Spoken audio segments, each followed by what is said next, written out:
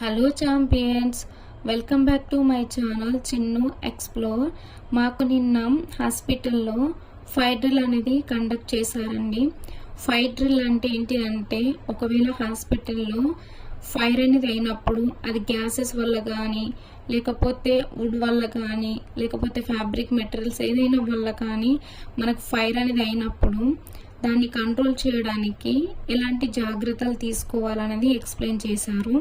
And fire ఇలా అయినప్పుడు మనం ఎవరికి ఇన్ఫార్మ్ చేయాలి, ఏ టెలిఫోనిక్ అనేది యూజ్ చేయాలి, అండ్ మన దగ్గర ఉండేటటువంటి ఫైర్ కంట్రోల్స్ ఏవైతే ఉంటాయో అవి ఎలా యూజ్ చేయాలనేది ఎక్స్ప్లెయిన్ చేశారన్నమాట.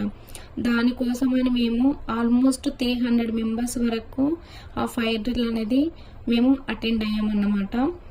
సో ఇందులో ఒకవేళ ఫైర్ అనేది హాస్పిటల్లో అయితే మనం పేషెంట్ని ఎలా రక్షించాలి, మనల్ని మనం ఎలా రక్షించుకోవాలనేది ఎక్స్ప్లెయిన్ చేస్తారన్నమాట. ఒకవేళ పేషెంట్ బెడ్ రిడన్ అయితే ఆ పేషెంట్ ఎలా ట్రాన్స్ఫర్ చేయాలి, వీల్ చైర్ అయితే ఆ పేషెంట్ ఎలా ట్రాన్స్ఫర్ చేయాలి, ఫస్ట్ వాకబుల్ పేషెంట్స్ ట్రాన్స్ఫర్ చేపియాలా, లేకపోతే bed ridden patient and wheel chair ఎవరిని ఫస్ట్ మనం అనేది ట్రాన్స్ఫర్ చేయాలనేది ఎక్స్ప్లెయిన్ చేస్తారు.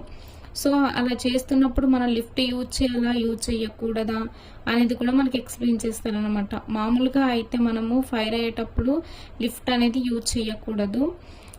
మళ్ళీ ఇంకేంటి అని అంటే, ఓన్లీ ఫైర్ లిఫ్ట్ ఉంటే అది మాత్రమే యూజ్ చేయాలి.